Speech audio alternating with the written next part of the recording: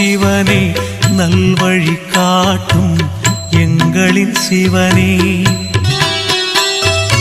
ஆணவ குணத்தை அழித்திடும் சிவனே, அண்ணாமலையில் அருளும் சிவனே.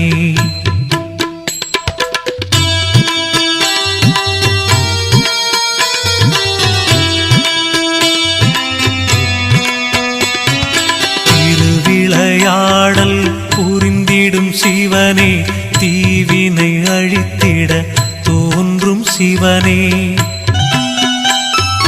அறிவின் ஒளியாய் விளங்கிடும் சிவனே, அண்ணாமலையில் அருளும் சிவனே. பிறவியின் பயனை வழங்கிடும் சிவனே, பேர்